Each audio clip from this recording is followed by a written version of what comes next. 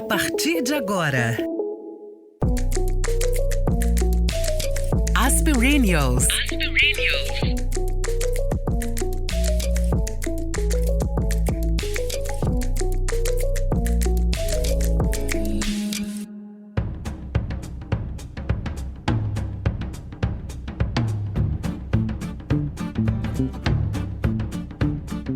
Quando estávamos confinados na pandemia, ilhados em casa e de olho nas redes, descobri um perfil que me fez companhia durante todo esse período e que me fez rir e chorar, refletir, junto com os questionamentos propostos ali.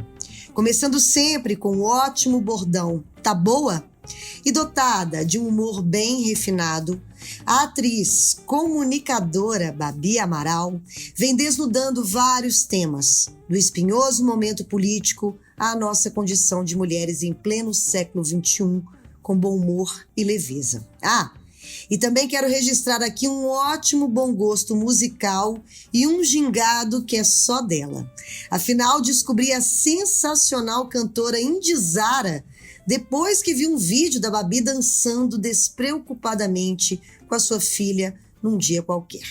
Uma indicação, talvez, de que a plenitude, o nosso tema dessa temporada, talvez esteja mesmo nos pequenos gestos, nos momentos íntimos com quem amamos.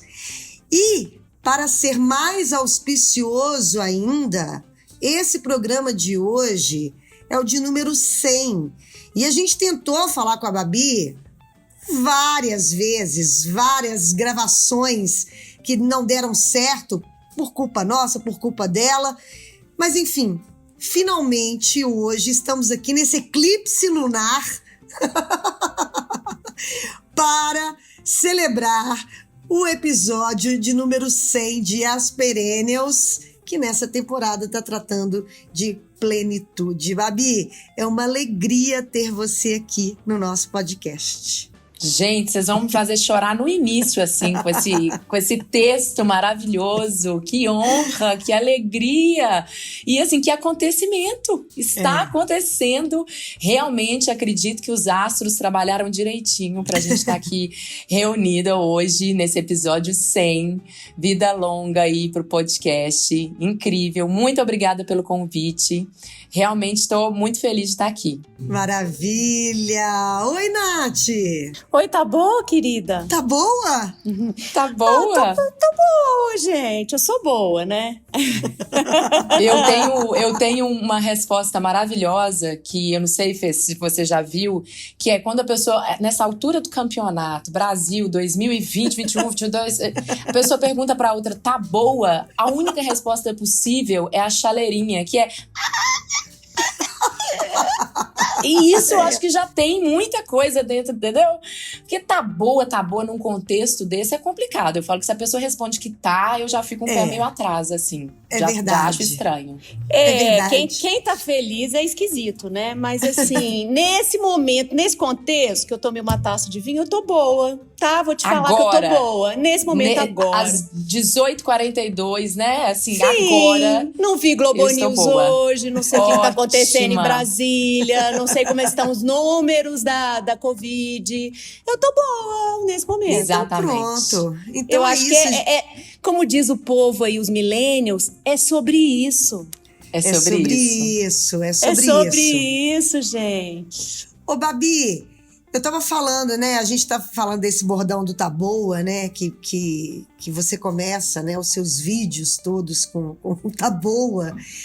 Mas eu queria que você começasse nos contando de onde veio, assim, como é que veio essa ideia de você fazer esses vídeos, porque de fato, para mim pelo menos, eles foram muito, ainda são, porque você ainda faz, né, continua fazendo os vídeos, mas assim, eles fizeram muita companhia para muita gente, sabe? Você colocou questionamentos ali que muita gente pensa daquela forma mesmo, né? Exatamente isso, gente. Não tá bom.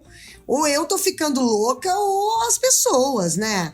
E eu queria que você começasse contando de onde que veio essa ideia de começar a fazer esse desabafo, essa análise da vida no seu Instagram.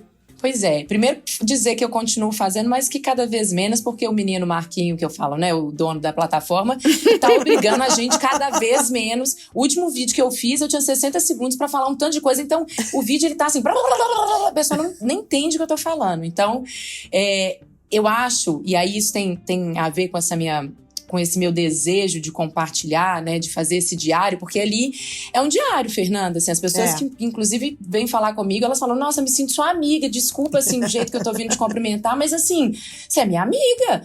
Porque eu já tentei, inclusive, fazer postagens que você agenda, né, pra coisa acontecer. Não rola, porque a coisa é orgânica. Ela começou orgânica e eu só consigo manter dessa forma.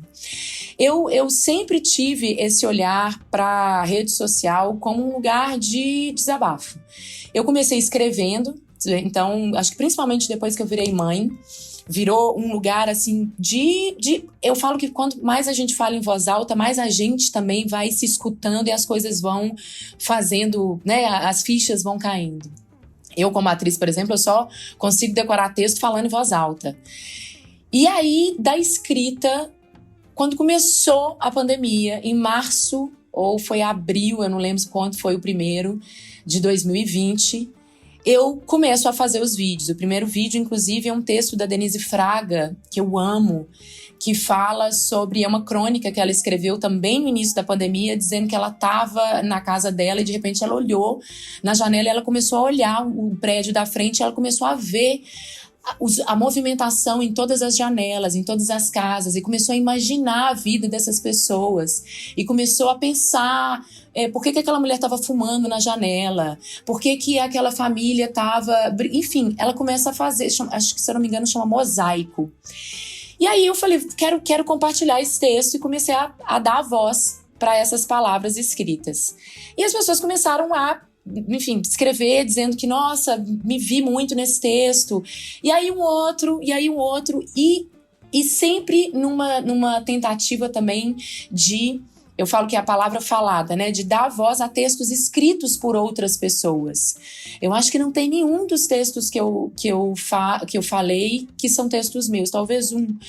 Mas com essa vontade de dar voz, não porque todo mundo tem voz, mas de ampliar, em furar a bolha, em chegar em pessoas que talvez não chegassem nessa pessoa, nesse texto, nessa escrita. Então, veio dessa vontade mesmo de compartilhar esses momentos. E aí, cada vez que eu recebia um retorno dizendo, nossa, isso que você falou, assim, nossa, me fez tanta companhia. E eu acho que a gente vivia esse momento, né, assim, calhou de acontecer nesse momento em que a gente precisava de conversar. Né, quando eu falo que eu falo pra mim, que eu falo em voz alta, eu precisava conversar. Eu fiquei muito isolada nessa pandemia. Fiquei assim, sem encontrar minha mãe durante 7 meses. Desenvolvi questões psicológicas, assim, muito severas. E eu acho que eu só não sucumbi mesmo porque eu encontrei esse espaço, que era um espaço onde eu podia transbordar, pra não enlouquecer. Troca, né? E de troca, né, Babi? E de troca. E de ver isso, assim, isso que você disse, assim, eu não tô louca. Porque não é possível que eu tô sentindo isso tudo sozinha. Por quê? A gente tem, inclusive, falando desse lugar da rede social, né, um espaço de um recorte cabuloso. Você olha lá, tá todo mundo feliz. No meio da pandemia, tava todo mundo lá, ia na alegria e não sei o quê. E você fala, sou só eu que tô aqui na merda? Desesperada? E aí quando você começa a ver que, pra mim, não sou só eu. E aí as outras pessoas também começam a ver, então também não sou só eu. A gente quase vira realmente uma comunidade, assim, um grupo. Né? Porque é isso. E as pessoas começam, inclusive, a me relatar. Tem os próprios diários dessas pessoas que, né? Eu não gosto de falar seguidor, porque esse negócio me dá um pouco de aflição. Fala, não me segue, gente, nem eu sei pra onde é que eu tô indo, vai ficar todo mundo perdido, vamos junto. Então, essas pessoas que estavam junto comigo, que estão junto comigo, me acompanhando nesse caminho de erro, de acerto, eu acho que elas também não se sentiram sozinhas durante esse tempo, sabe? Com certeza. E você tá falando da história do isolamento. Mãe de 3, né, Babi? Mãe de 2. Mas que posso 2? falar mãe de 5, porque 2 é 5, gente, assim. Vou falar com você. Como assim? 2 é 5? 2 é 5. Um é 3, 2 é 5. A proporção é essa. Vou falar. É uma loucura. É uma loucura o negócio. Quantos anos? Eu tenho Helena, de 8, e Francisco, meu taurino, de 3. Eu digo meu taurino porque isso também é uma característica muito específica. Eu tenho que ofertar comida 24 horas por dia. A relação se estabelece nessa troca, entendeu? É o de 3 que tem a mentalidade de 25. Exatamente. Ele me cansa no físico e ela me cansa aqui no negócio do mental, da pergunta, quero saber. E ele sobe, desce, pula e... Então, assim, eles também me fizeram não me sucumbir também, porque eu acho que criança também faz isso, né? Tira a gente do... A gente não tem nem tempo de deitar em posição fetal. Não tem esse tempo. Porque tem que dar esse... Eu fui tomar vacina, eu atrasei 3 semanas pra tomar vacina, porque eu precisei encontrar na minha agenda um momento e falar, não, peraí, eu preciso de 2 dias, vai que o negócio, né, dá uma reação. Então, 2 dias, eu custei, porque até ficar doente você tem que botar na agenda. Então, eles também me ajudam muito diariamente a não pirar totalmente. Ao mesmo tempo que eles fazem a gente pirar, eles salvam a gente da piração. Muito maluco. Você sempre quis ser mãe ou não? Como é que é a maternidade pra você? Eu acho Pois que esse é. episódio é do Dia das Mães, né, gente? Resolvemos esse negócio de cumprir a tabela ali dos dias comerciais no Brasil, né, Fernandinha? Tá feito. Dia das Mães, pronto. Vai Então, lá. essa resposta, se eu sempre quis ser mãe, é um negócio que eu penso muito sobre isso. Eu não sei te dizer. Porque eu não consigo me deslocar de um contexto social, né, de gênero político, que hoje em dia eu já consigo olhar um pouco e ver aquilo, mas eu não consigo dizer se eu faria ou não uma escolha diferente. Eu acho que não. Pra você ter ideia, eu tenho 4 amigas de escola que me chamam de mãe até hoje, me mandam presente de Dia das Mães, porque eu sempre fui a figura que falava assim, com 15 anos, falava, você vai com essa roupa? Bota um casaco, leva pelo menos um casaco na bolsa que você vai ficar com frio. Não faz isso. Então, assim, elas vinham me pedir conselho, eu era a mais careta de todas. Careta talvez seja uma forma pejorativa, mas eu sempre tive esse cuidado. Eu lembro de quando eu fiz 15 anos, a minha madrinha me deu uma viagem pra Disney e fomos eu e 4 primas.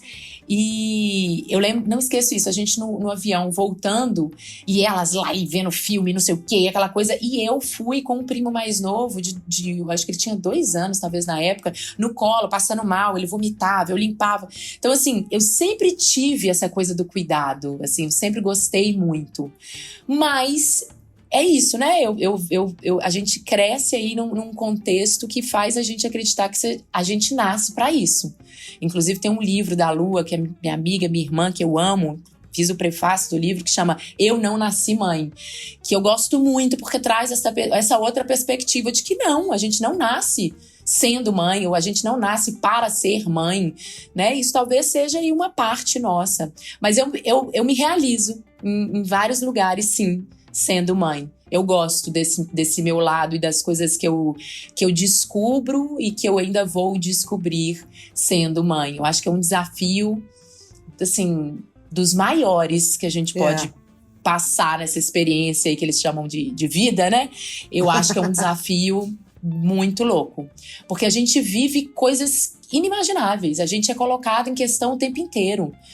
Então, eu acho que eu me realizo nessa caixinha, porque eu acho que nós não somos só isso, né? Inclusive, falando do Dia das Mães, eu tô preparando um texto sobre o Dia das Mães com uma marca que eu gosto muito, e que ela falou, o que você tá pensando? Eu falei, cara, eu não queria uma foto minha com as crianças, porque eu queria falar da minha existência também para além disso, como isso é algo que soma, mas não é o resultado final, sabe? Mas eu acho que as mulheres estão discutindo isso muito recentemente, né, Babi? A história de que você é mãe, mas você é mulher, né? Para além da maternidade, né? E que maternidade, você ser mãe, você vai construindo aí, né, um caminhar aí. Eu me lembro, eu conto essa história, minha irmã é psicóloga, e ela, quando ela estava no curso de psicologia, ela fala que quando teve a disciplina de o mito do amor materno, que muita gente na sala pirou, porque descobriu que você não nasce na plenitude, você não vira você não é a mãe ideal a partir do momento em que aquela criança nasceu. É uma construção, né?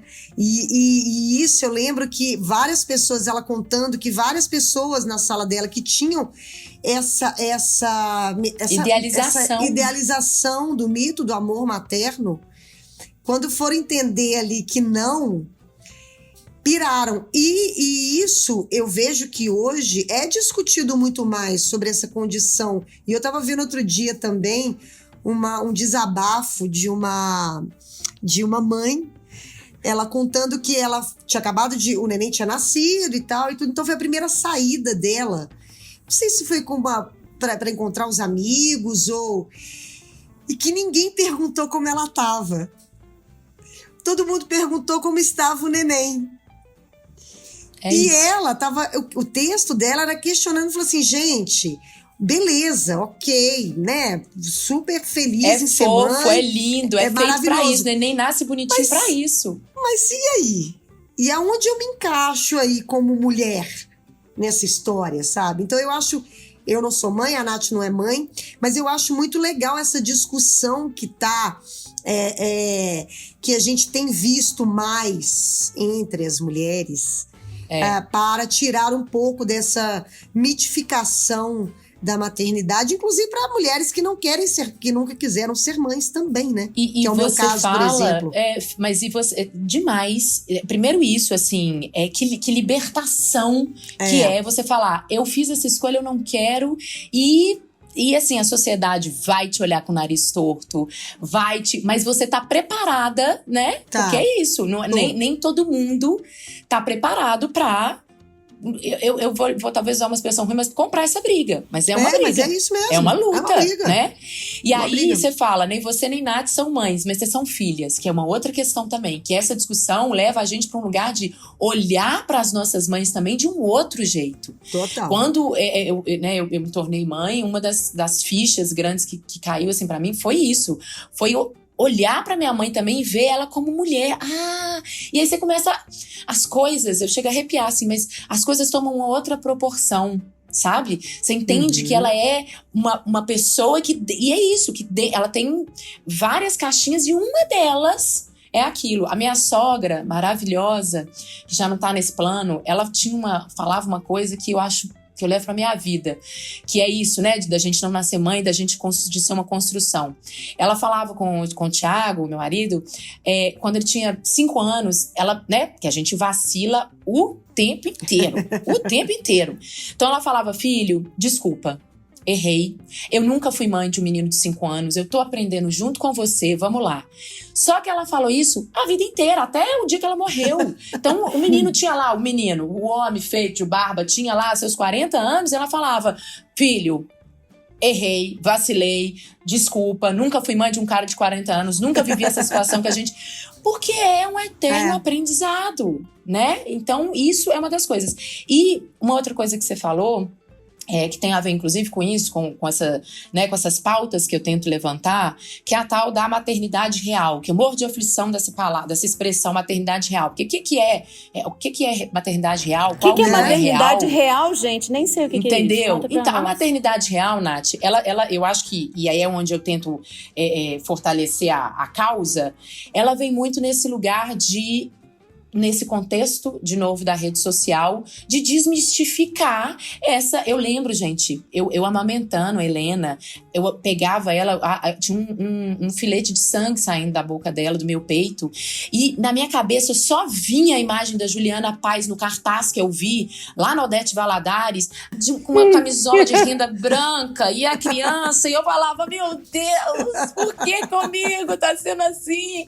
Então eu acho que a maternidade real, e aqui muitas aspas, né? Porque realmente eu acho que a gente tem que ter cuidado com isso. É esse lugar de falar, cara, isso. Você não vai amar seu filho na hora que ele nascer. Vai ser louco pra caralho. Eu falei com uma amiga esses dias que eu fui visitar puérpera e ela depois me mandou um áudio de 5 minutos. Inclusive fui levar um bolo pra ela. Ela falou, você não sabe o tanto que esse bolo fez sentido pra mim. Porque a pessoa, ela quer ser vista, ela quer ser olhada. Eu falei, que bebê lindo. Põe o bebê ali. E você? E aí eu falei isso com ela falou, nossa, isso fez tanto sentido pra mim, porque quando a gente vira mãe, né, assim, principalmente nesse puerpério que dura de 6 a 4 anos, depende, é um túnel que você entra, e quando você tá dentro do túnel, você não tem noção do tamanho do túnel, do que tá lá do outro lado do túnel. Você só vai ver isso quando você realmente consegue sair desse lugar, se afastar, e você olha o túnel, e você fala, olha, então o túnel era assim, tinha umas curvas, tinha escuro, teve também uns buracos. Você não consegue ter essa perspectiva dentro do túnel. Então, é sobre isso, né, da maternidade real, sobre essa ideia da gente ficar falando que não é todo mundo que nasce amando, não é todo mundo que consegue amamentar. Não, eu acho que é uma pauta muito importante justamente pra gente conseguir fortalecer essa ideia de que a gente não nasce pronta. E que talvez a gente não esteja pronta nunca. Não, pra nada. Pra nada, né? Nada, inclusive pra maternidade, né? Exatamente. Ou para não maternidade também. Porque a gente acha que a coisa, por exemplo, existe curso, não curso para ser mãe, mas cursos, assim, pra gente aprender a como escutar melhor os nossos desejos, os desejos das crianças. É um aprendizado. Tem que estudar, tem que ler, tem que conversar, né? A gente acha que não, vou pedir ajuda, vou ser menos mãe, como diz o outro, por isso. Não, de jeito hoje nenhum. Eu acho que você tem muita informação disponível, né? Eu tenho uma sobrinha de 30 anos que tem um casal não, 2 menininhos gêmeos. E a Constância, ela sabe tanto de maternidade que eu falo, gente, Constância, você fez curso? Ela falou, Nath, fiz, assim, eu acompanhei vários perfis de YouTube, e ela é uma menina muito focada, assim, e é muito interessante, ela e o marido dela falando sobre o bebê, eu fiquei com a pena do médico, assim, imaginei esse médico recebendo esse casal, porque eles são muito especialistas, eles sabem os nomes dos negócios. A agenda, né, o caderninho. Meu pai e minha mãe não sabiam isso não, gente. Não é? Eu acho que tem muita informação disponível, né? E quanto mais, o que eu falo assim, quanto mais informação você tiver, é muita informação. Não, quanto mais informação você tem, mais você consegue escolher que caminho você quer seguir. Você quer dar a chupeta, dar um desmame, você sabe dos prós, dos contras. Escolhe o que for bom pra você. O que vai funcionar pra você não vai funcionar pra ela, não vai funcionar pra outra. Então, ter informação é fundamental. Isso serve para maternidade, isso serve para política, isso serve inclusive para culinária. Você vai fazer esse bolo usando essa farinha integral? O que né? Eu quero uma coisa mais fit, mas não vai ficar tão fofo. É saber como utilizar esses ingredientes para a vida mesmo. Eu fico vendo as minhas 2 irmãs, cada uma tem uma filha. E são 2 criações diferentes, tá?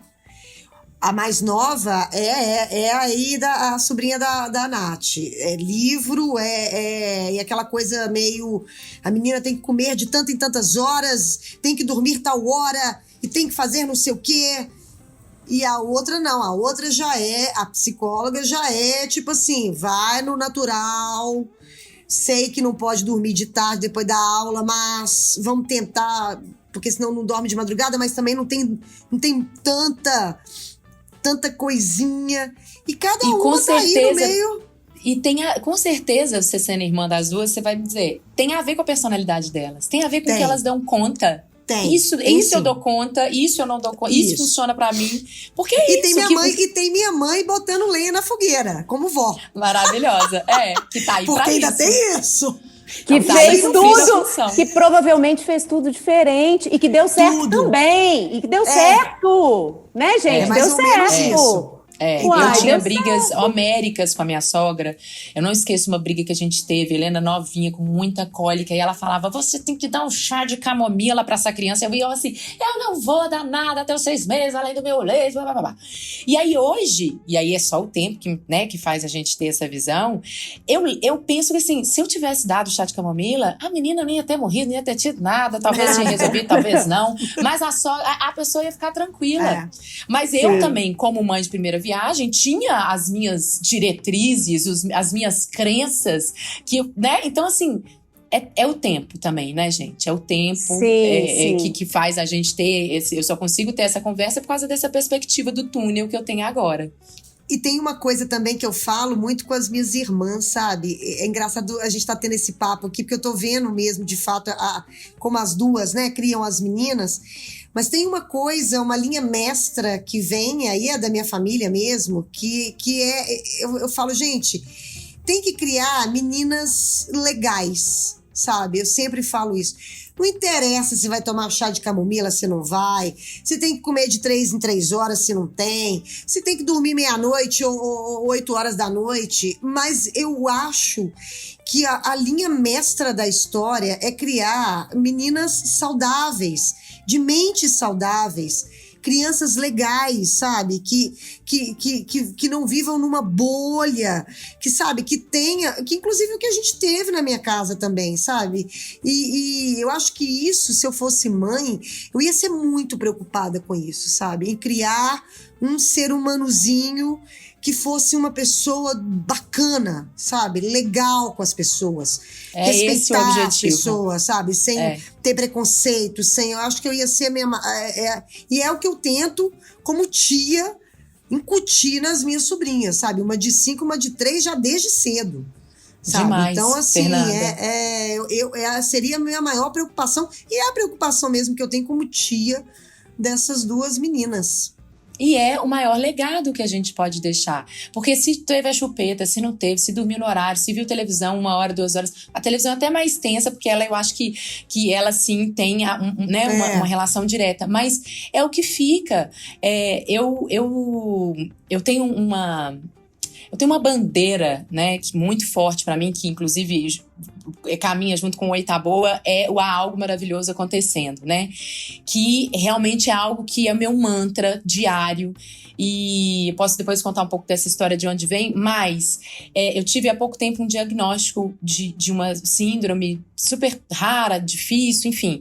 E aí no dia que eu tive o diagnóstico, enfim, cheguei em casa do médico, tava chorando.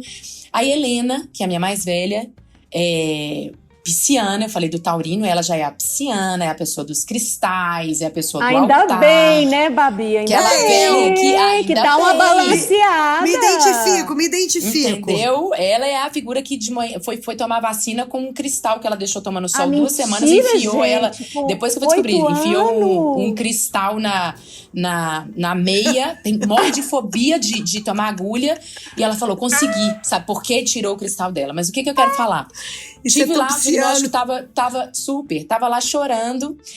E aí, essa criança me vem com esse papel, que quem tá ouvindo a gente não vai ver, mas eu tô com um papel pendurado aqui na estante do meu escritório, que diz o seguinte: a vida, e todo colorido, cada frase colorida de uma cor. A vida é boa, a vida é difícil, a vida é engraçada, a vida é triste, a vida é amorosa, mas a sua vida é perfeita do jeito que ela é. Eu fico com o olho cheio d'água. Nossa, que lindo, se Babi. este não é o legado que eu posso deixar, eu não sei qual é. O que mais, eu não tenho casa né? no meu nome, eu não tenho nada, tá entendendo?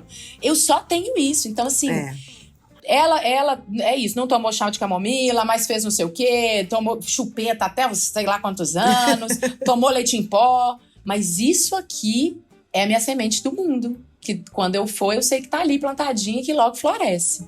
Né? Então, de fato, é isso que a gente deixa. Nada mais do que isso.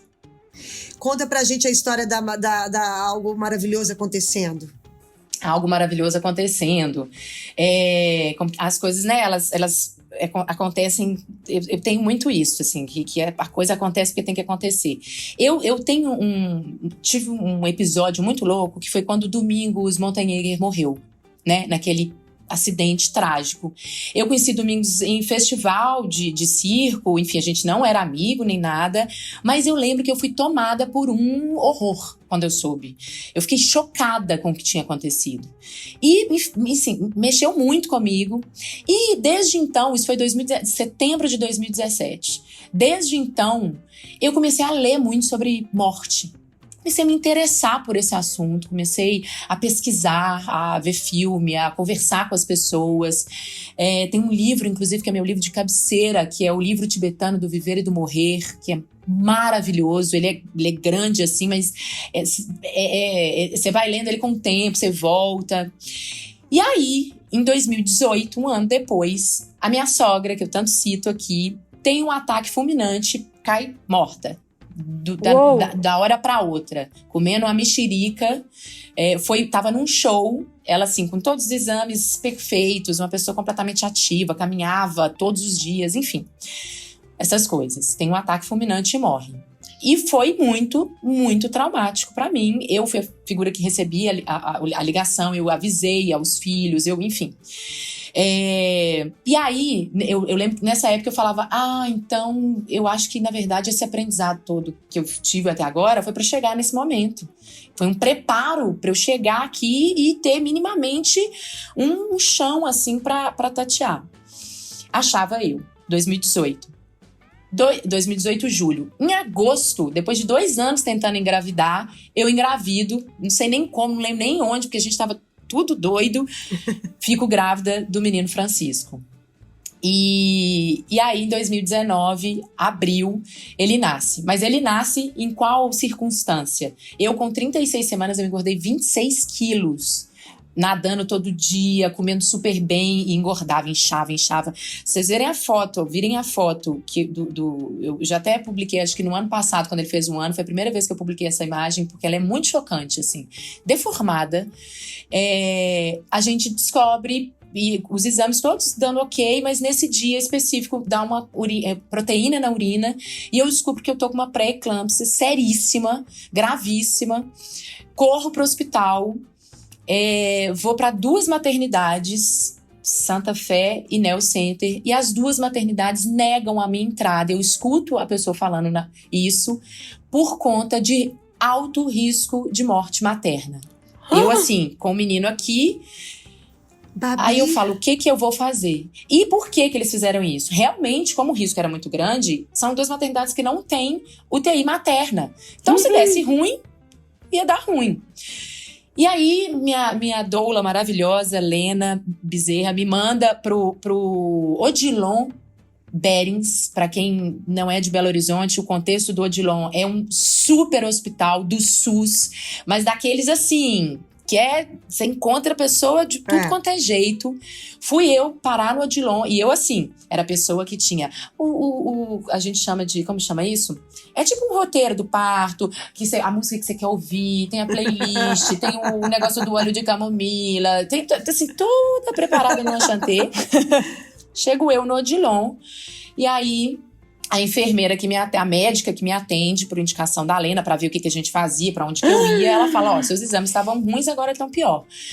Não tem o que fazer. E aí abre uma asa atrás dela, ela fala o seguinte, eu tô saindo de plantão agora, mas eu vou voltar e vou fazer seu parto. Tudo bem? Eu falei, meu amor, é isso, é a caixa de sapato. Simbora. Lidiane volta, induz-me o parto. Eu tenho um parto normal, porque o risco de eu ter uma anestesia e ter a pré-eclâmpsia, para quem não sabe, a pressão fica altíssima, e aí você tem um risco de ter uma hemorragia muito severa. Então a ideia era que eu realmente tentasse fazer um parto normal. O menino nasceu, lindo, maravilhoso, e aí eu tenho uma hemorragia. E aí eu tenho que ir para um bloco cirúrgico, e aí eu tenho que tomar uma anestesia. Nisso, Francisco vai para UTI, uma hora fica bom, tá, gente? Só para dar a gente conta, mas né? A pessoa tá aqui, o menino tá aí comendo, tá tudo certo. Mas isso, e aí eu lembro, inclusive, no momento porque eu não podia tomar anestesia geral, porque eu tinha acabado de comer, saindo tava ótima, saí, quero um pão, me dá um pão, não sei o que, comi, e aí deu a coisa, não podia tomar uma anestesia. Então eu tava acordada, tomei uma coisa local, e eu vi que eu tava indo embora. Eu sentia que eu tava indo embora. E eu tive uma experiência muito louca de sentir mesmo que... Eu não sei explicar, é inexplicável. Mas eu senti que eu tava indo embora. E eu lembro que nesse momento, eu olhando pro teto, eu vi uma sujeira, um lascado no teto, um negócio. E eu lembro do momento que eu olhei para aquilo, eu falei, eu não vou parar de olhar para esse ponto aqui. Isso é o que vai me manter conectada. E eu passei o resto do tempo. Lógico que eu tô contando é algo aqui muito... que talvez nem tenha sido tão real, tão concreto como foi pra mim, né? Mas a memória que eu tenho é essa, de olhar pra esse ponto e daquilo ser minha ligação terrena. Sobrevivemos todos. Eu passei 7 dias no hospital. O Francisco ficou 2 dias na UTI, depois veio pra ficar no quarto. E tem uma história muito interessante que tem a ver com isso, algo maravilhoso acontecendo, que é... Fui pro quarto, lotada de ponto, catéter, só fazia xixi, não tinha que segurar um negócio e fazer... Enfim, um caos, tomando um remédio de meia hora, um caos. Mas eu estava numa alegria que as médicas não entendiam. Elas achavam que eu tava fora da caixinha. E eu acordava todos os dias e passava uma maquiagem. Ia lá segurando um negócio, segurando o outro, a pessoa levando soro, não sei o quê, e eu ia passar uma maquiagem. E aí eu percebia que era um quarto, né? Eu que queria lá a suíte, não sei o quê, da estrelinha, num quarto com 10 famílias, cada uma de um jeito, e menina entrando e não sei o quê. E aí eu percebi que elas ficavam me olhando, as mães que estavam lá me olhando, assim, meio torto, meio assim, o que essa mulher tá fazendo? Até que, acho que no 3º dia, uma delas chega pra mim e fala, desculpa, mas assim, é uma coisa que a gente tava aqui se perguntando, eu vou te perguntar, por que raios, você nesse estado que você tá se maquiando, você coloca, troca de roupa, assim, nem pode receber visita, o que é? E eu falei, cara, sabe o que é? Eu tô viva. E o fato de eu estar viva, isso, se não for uma festa diária na minha vida, a partir de agora, e aí, todos os dias, a partir desse dia, todas elas se maquiavam. Eu acho maravilhosa essa história, porque todas passavam, então me empresta essa base, não sei o quê. Porque você sai desse lugar de sofrimento mesmo. Tava horrível. Algo de maravilhoso estava acontecendo, né, Babi? Sabe isso? Quando você vira essa chave. E essa chave, na verdade, ela sempre... Eu acho que eu sempre tive esse lugarzinho que me virava, assim. Tem um episódio também que aconteceu com o Thiago e Helena uma vez, que eles saíram no sábado de manhã pra ir no supermercado e demoraram, assim, 2 horas pra voltar. E eu tenho, Virginiana que sou, já um lugar que é, assim, da catástrofe. É muito doido. Eu sou essa pessoa do desastre, eu vou pra coisa ruim. Eu falei, morreram, foram atropelados, acabou, vão me ligar, vai ser horrível. E aí, eu lembro nesse dia que eu fui tomada por uma sensação de um amor. Eu chorava, porque aí também, né, a pessoa atriz dramática, eu chorava, eles morreram. E aí, mas aí eu fui pra janela e tava um dia super bonito. E eu lembro de eu falar assim, tá, eles morreram. Se eles morreram mesmo, o que eu vou fazer da minha vida? E eu fui tomada por um sentimento de gratidão, que eu contando assim parece que é lindo, mas é uma coisa muito... Você entende? Eu não quero ficar parecendo a louca de Lelê. Entendo. Mas que eu falei, cara, que bom então que eu tive a oportunidade de passar por isso, de conhecer essas pessoas, de ter essa oportunidade. E lógico, Thiago tinha encontrado com um amigo, foi pra casa dele, fiquei 3 dias sem falar, fiquei puta da cara. Mas, desde então... Desde esse dia até hoje, é bonitinho demais que hoje Francisca que puxa, a gente senta pra tomar café, desde esse episódio, e a gente tem uma oração que a gente criou, que é, a gente dá a mão e a gente fala, eu agradeço porque a gente tá vivo e porque a gente se encontrou. Por quê? Porque eu sei que pode ser que à tarde eu saia pra ir na padaria e eu não volte. Eu sei, eu comecei a trazer, o livro também, o tibetano, ele me traz muito esse lugar, porque os budistas têm muito essa visão, né, da morte, assim, de incorporar a morte na vida. Não, as pessoas falam, ai, muito mórbido falar de morte, você traz energia negativa. Meu amor, se falar de morte faz quando você vai morrer, se você acha isso, você tá completamente equivocado, que eu vou contar pra você. Você vai morrer, falando ou não de morte. Eu conto ou você conta? Quem conta, né? Tá sentado? Então, assim, há algo maravilhoso acontecendo. Eu trouxe aqui alguns episódios, né, assim, que me fizeram e me fazem acreditar nisso constantemente. E não quer dizer que eu sou essa pessoa, ai, que a vida, inclusive, assim, né? A terapia tá aí pra ajudar a gente não são nisso. assim. Não tem como, intensa, e, enfim. Inclusive agora, nesse momento do Covid, fiquei com muito medo de pegar esse negócio, de morrer. Tenho medo de morrer, mas eu acho que cada vez mais que eu trago, né, de novo falando desse lugar da rede social, é uma pauta que me interessa muito, né? Tem um post que eu fiz que é sobre o meu enterro. Tem o velório esqueci o nome dele agora, mas que era um cara dono de um bar de artistas no Rio, e é lindo, tem um vídeo lá, quem quiser depois ir ver, do enterro dele, que foi na quarta-feira de carnaval. E aí é o bloco de carnaval e todo mundo cantando. Então, assim, eu quero falar sobre isso, porque eu controladora que sou também, né, produtora, quero que a coisa saia do jeito que a pessoa acha que até depois de morta quer controlar. Mas eu acho que tudo tem a ver com uma interpretação dos acontecimentos, sabe assim? Sim, não claro. sei se faz sentido, mas é aceitar a vida como ela é. Ela é boa, ela é ruim. Eu brinco muito da montanha russa de emoções, né? Porque é isso. É bom, é ruim, é feia, é alegre, é triste, é, né, calorosa, é fria. É isso, faz parte da vida. Faz isso. parte. E a gente aceita ela de uma forma melhor quando você tem essa noção exata de que se tá muito ruim, não vai ficar desse jeito pra sempre. Se tá maravilhoso, a gente sabe também que não vai estar assim pra sempre. É que eles falam, né? A história muito também já é uma palavra muito gasta, mas eu acho uma palavra importantíssima, que é a resiliência.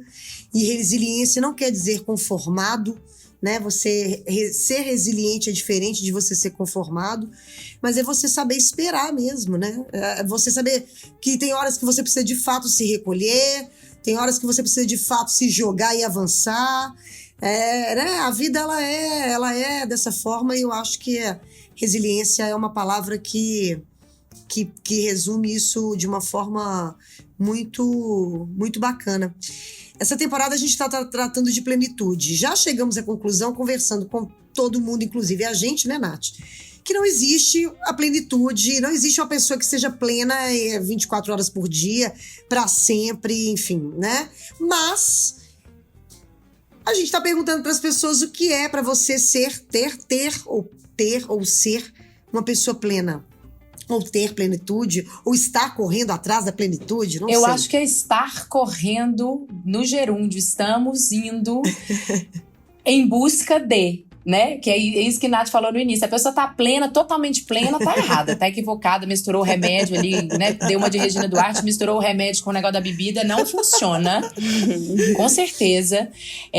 Inclusive, eu lembro quando vocês falaram disso comigo, o tema dessa temporada a gente queria conversar com, né, pessoas que a gente vê, que são plenas. Eu falei, não sou eu não, gente.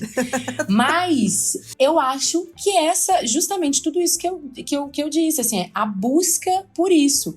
Quando você fala a coisa da dança, por exemplo, né? Dançar é um lugar que me leva para um outro espaço-tempo, para uma busca dessa plenitude. Quando eu tô muito nervosa, por exemplo, um dia aqui em casa que o pau tá quebrando, que eu vejo o que eu faço? Coloco uma música pra tocar, pego as crianças e falo. Normalmente, boto um maiô, porque dançar de maiô em casa, já fica essa dica, é maravilhoso. Já boto um maiô e vou dançar. Por quê? Pra tentar me tirar, porque a plenitude é isso, é impossível ser um estado constante. Né? Eu acho que talvez aí o menino que é menino Buda, o pessoal aí dele, talvez caminhe para esse lugar. Né? Mas a gente, morando num Brasil 2022, desculpa, é impossível. Tenso. Haja maiô, né? Haja maiô. Haja maiô. Aqui, falando em haja maiô, seu texto é muito bom, né? Esse texto estava guardado. Porque eu conheci, gente, Bárbara, quando que eu te conheci? Babi, né? Bárbara. 2000 na época eu era Bárbara, né? Agora o meu outro nome. Quando a pessoa já era Bárbara. A pessoa me encontra e fala, Babi. Esse texto que é delicioso. Você escrevia? O que você fazia? Eu escrevia. Sempre escrevi muito, assim. E sempre escrevi pra mim. Como um diário, como um relato. Até pra depois, a Bárbara do futuro, né? Que é muito legal também a gente reler esses... Sim, a coisa de um mês atrás eu leio e falo, gente... Onde eu estava com a cabeça? Por que eu estava pensando isso? Por que eu estava com essa sensação? Então, eu sempre escrevi muito para mim. E aí, comecei a escrever e compartilhar as escritas.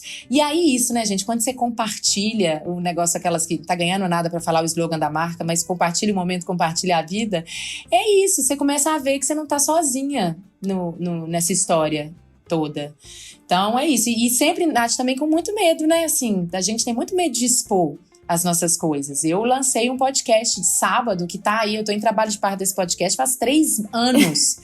3 anos que o negócio... Por quê? Porque não estava pronto. Não, o negócio estava já elaborado na minha cabeça. Mas e o medo que a gente não fica de não agradar, de não ser bom, de alguém falar assim, ai, não gostei disso. Eu falo, pronto, não gostei disso, você já é uma merda, você já não funciona, você já é ruim nisso.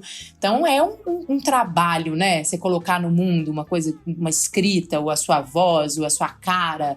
É um trabalho. Então eu acho que tudo no seu tempo. Fala do seu podcast. Entendi. Meu podcast chama Oi, Tá Boa. Peraí, antes de você falar do seu podcast, então vamos para as nossas dicas? Dicas Aspirinios.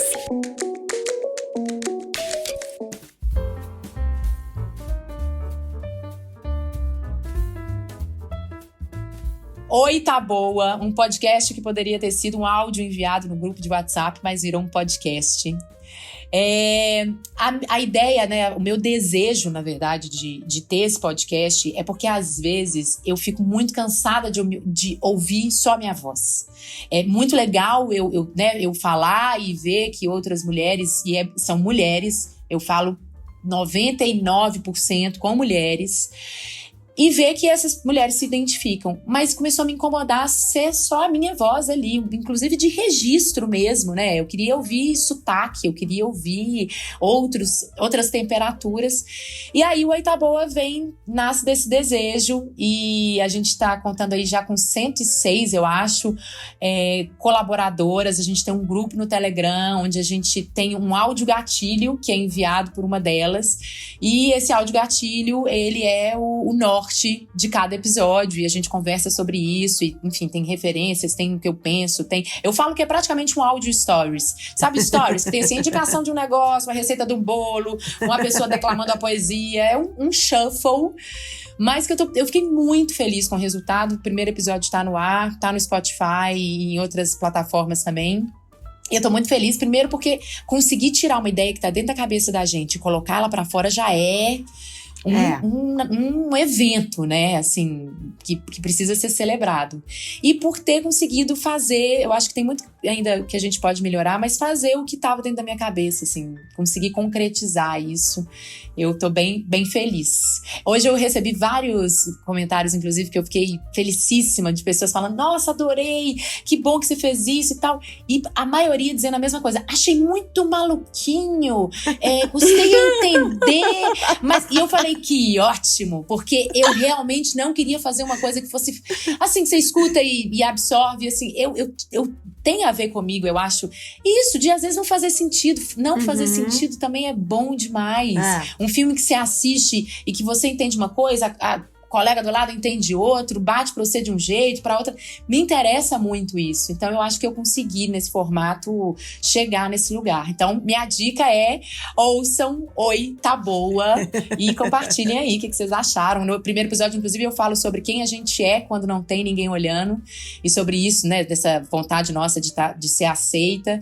E aí, ao mesmo tempo, a gente faz o podcast e fica querendo que as pessoas gostem, que as pessoas comentem, né? Então, espero que todo mundo goste. Aí. Maravilhosa. E você, Nath? Nossa, deixa eu pensar. Eu ainda tô, assim... Eu fiquei muito consumida pelo We Crashed. Eu falei dele, né? Da série. Que inclusive é originária de um podcast, né? E que tá na Apple TV, que conta a história da WeWork, ou do WeWork, não sei. Mas eu assisti um filme muito bom, que eu achava que era antigo, e eu descobri que ele super recente com a Michelle Pfeiffer, eu acho que é o filme mais recente dela, chama Saída Francesa. Ela é uma milionária nova-iorquina que tem um filho, assim, e o marido morre e ela vai falir. E quando ela descobre que ela vai falir, ela resolve falir em Paris, entendeu? Maravilhosa, né, gente? Maravilhosa. Falir em Paris. Só que ela é uma bitch, sabe? É uma pessoa sórdida, assim, arrogante. Mas é um filmaço. Deixa eu só ver se eu tô falando aqui de memória. É bem bom, viu? Saída Francesa. Deixa eu ver aqui quem é o diretor, porque eu fico assistindo 300 mil coisas ao mesmo tempo. Ele tá na HBO Max e na Apple TV. Diretor Azazel Jacobs. Mas bem bom, é um filme de 21, na verdade, do ano passado, mas nessa mistura toda é como se ele tivesse sido lançado ontem, entendeu? Ele não foi ao cinema, né, porque estava tudo fechado.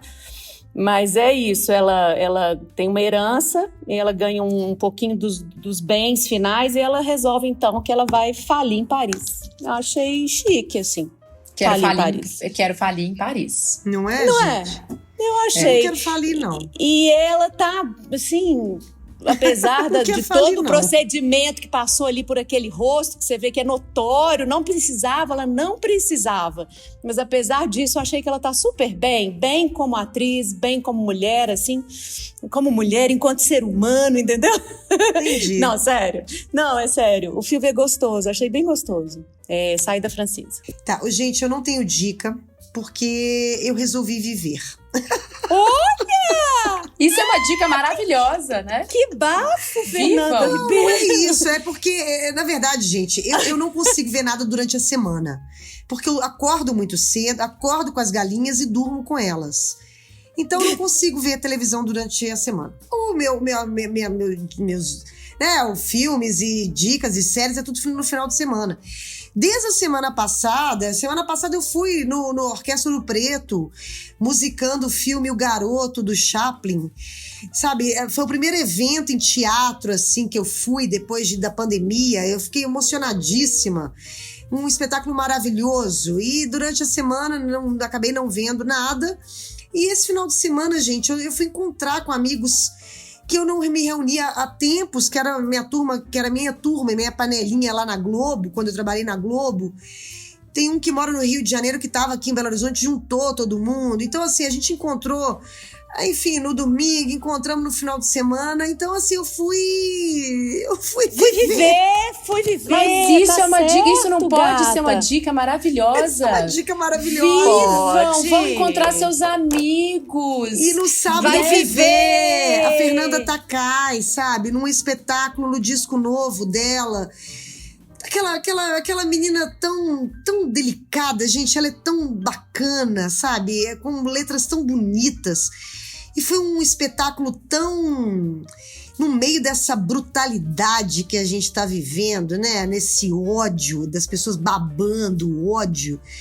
E aí você, sabe, você vê uma Orquestra do Preto musicando o Garoto, você vê uma Fernanda Takai lançando um disco num espetáculo tão delicado, tão bonito. Aí você fala assim, gente, é isso, sabe? Poxa, a vida tem que ser mais do que esse ódio que a gente está vivendo nesse país, sabe? Viva a delicadeza, viva as amizades, viva os encontros, sabe? Eu percebi arte, muito esse né? final de semana, sabe? Então, e também escutem tudo da Indizara, que eu descobri Indizara através de Babi. Se vocês acharem no Instagram dela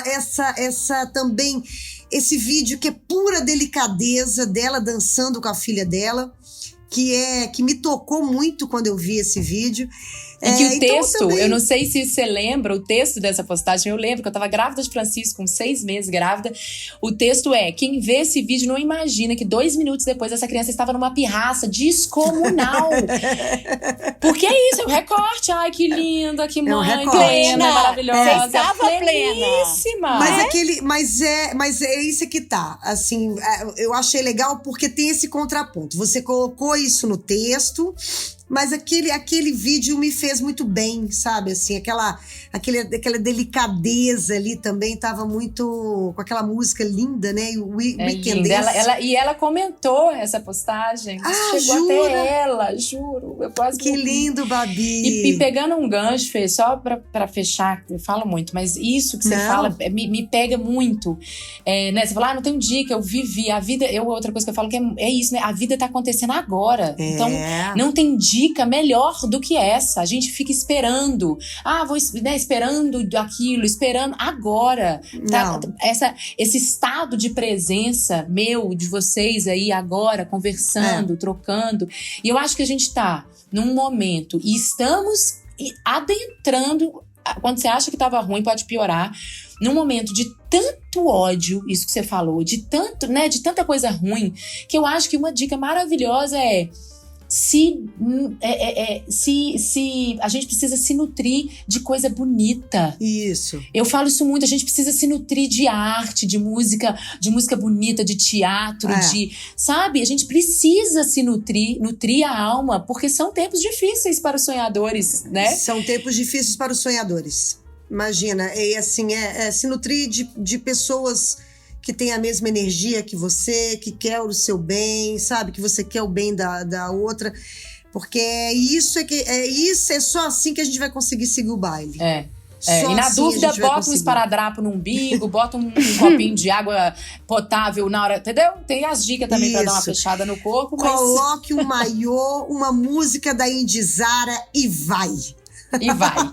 E vai. Qual que é a música da Indizara pra gente começar? Eu vou ter que mandar. Weekend Dance. Vou ter que mandar. Manda. Chama Weekend Dance. Jura que o nome é esse? A Fernandinha já tá eu não mega sabia. Não, mas que maravilha, porque tem tudo a ver com o contexto. Tudo. Olha, eu não sabia que o nome Tá era vendo? esse. Quando tudo tiver complicado, Weekend Dance. Weekend Dance. É isso. Que lindo. Ô, James, você termina esse episódio de hoje com essa música da Indizara, tá?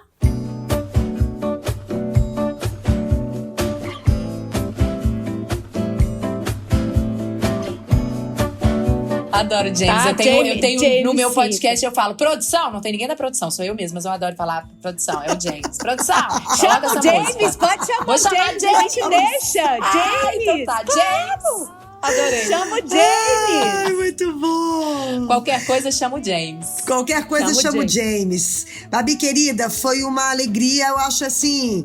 Poderíamos ficar bem mais tempo aqui, porque são vários questionamentos, mas fica o convite para você voltar. E feliz Dia das Mães para você. Obrigada, querida. E vamos seguindo. Um beijo, muito obrigada.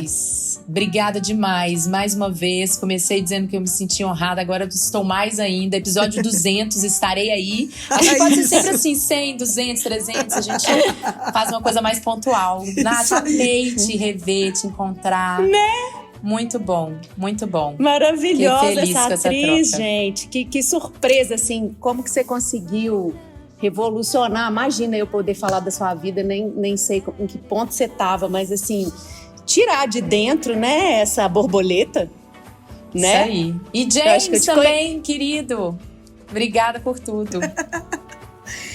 Gente, vocês já sabem o mantra, né? Quer chamar a gente pra celebrar a vida, pra eventos, qualquer coisa, fale com @asperennials.com.br ou então acha a gente no Instagram, no meio da rua, tomando um chopp e tá tudo certo. Um beijo, até semana que vem. Um beijo pra todas as mães e é isso. Vocês são demais. Até!